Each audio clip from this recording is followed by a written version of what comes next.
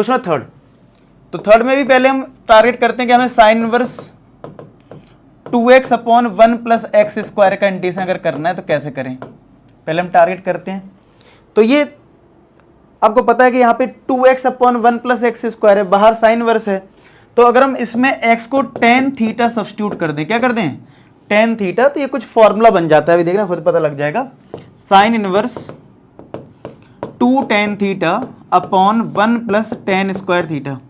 आया दिमाग में कौन सा फॉर्मूला ये? आ गया होगा, नहीं आया तो ही बताता हूँ। अच्छा dx भी हटाना पड़ेगा, तो dx कितना आ जाएगा, डिफ्रेंशिएट कर दो थीटा के रिस्पेक्ट में, तो dx बाई डी थीटा कितना आएगा सेक स्क्वायर थीटा। तो यहाँ से dx आ गया sec square theta d theta. ठीक है, हमने थीटा के रिस्पेक्ट में डिफ्रेंशिएट कर दिया, चलो यहाँ आ गया sec square theta d theta. अगर आपको ये फॉर्मूला अगर याद आ गया तो बहुत अच्छी बात है, नहीं तो याद है साइन 2 थीटा का फॉर्मूला किसका है, साइन 2 थीटा का फॉर्मूला है, और ये सेक स्क्वायर थीटा। तो साइन पर साइन हट जाएगा, 2 थीटा आ जाएगा, 2 बाहर आ गया, तो यानी थीटा सेक स्क्वायर थीटा का आपको इंटीग्रेशन करना है। सिंपल, किसका, थीटा और सेक स्क्वायर थीटा का। कैसे करोगे, थीटा एक प्रकार से हमारा एल्जेब्रिक टर्म है और सेक ट्रिग्नोमेट्रिक टर्म है, तो आइलेट के अकॉर्डिंग एल्जेब्रा पहले आता है, तो इंटीग्रेट कर देते हैं। अच्छा, फॉर्मूला अगर आप भूल गए हो तो u और v का तो मैं लिख भी देता हूं। क्या होता है, u बाहर आता था, v का इंटीग्रेशन होता था, minus differentiation of u integration of v और इस पूरे का इंटीग्रेशन, यही होता था फॉर्मूला। चलो इसको अप्लाई करते हैं इसमें। तो 2 तो बाहर है, ब्रैकेट u बाहर यानी थीटा बाहर, सेक स्क्वायर थीटा का इंटीग्रेशन, तो डी थीटा लिखना पड़ेगा क्योंकि थीटा के रिस्पेक्ट में हो रहा है, minus differentiation of theta integration of sec square theta और इस पूरे का इंटीग्रेशन। तो कितना आ जाएगा, देखो 2 बाहर है, थीटा सेक स्क्वायर थीटा का इंटीग्रेशन क्या होता है tan थीटा, थीटा का डिफरेंशिएशन 1 और सेक स्क्वायर थीटा का इंटीग्रेशन tan थीटा। तो 2 ये आ गया थीटा tan थीटा माइनस 1 का मल्टीप्लाई करोगे tan थीटा बन जाएगा, और tan थीटा का इंटीग्रेशन होता है log मॉड में सेक थीटा। बस फाइनली हमारा ये आ गया, फाइनली हमारा ये आ गया। अब देखो आपका जो ये लिमिट दे रखा है 0 से 1, ये x की लिमिट है क्योंकि dx लिखा हुआ है, लेकिन आपने तो थीटा के टर्म में निकाल लिया इसको, तो आपको थीटा की लिमिट चाहिए होगी, वो कहां से मिलेगी, यहां से मिल जाएगी थीटा की लिमिट। भाई अगर आपका x जो है वो tan थीटा है तो थीटा की लिमिट चाहिए, यहीं से मिलेगी जहां सब्स्टिट्यूट करें।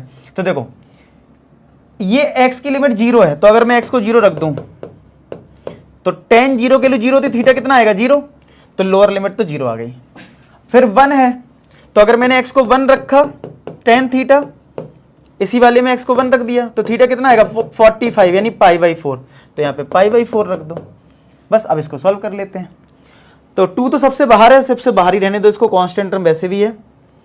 तो पहले रखते हैं अपर लिमिट, तो अपर लिमिट है π/4, तो π/4 tan π/4 माइनस लॉग मॉड में सेक π/4। ठीक है, ये हो गया अपर लिमिट का, ब्रैकेट लगा लो, माइनस लोअर लिमिट। अगर आप 0 पुट करोगे तो ये पूरा टर्म 0 माइनस लॉग मॉड में सेक 0, ऐसा आ गया लोअर लिमिट, और ब्रैकेट क्लोज कर लो। इतना नोट कर लो, फिर आगे सॉल्व कर लेते हैं। इधर ऊपर कर देता हूं।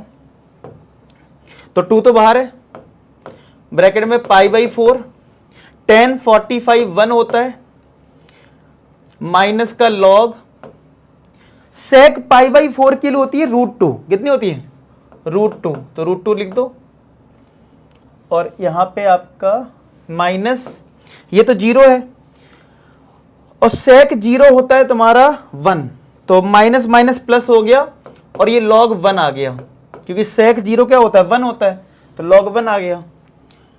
तो ये ट्वाइस ऑफ π/4 माइनस का log, क्या हम √2 को 2 की पावर 1/2 लिख सकते हैं, और log 1 तो 0 ही होता है, तो ट्वाइस ऑफ π/4 माइनस, आपको पता होगा log में जो पावर होती है वो पहले आ जाती है, यानी 1/2 log 2 बन जाएगा।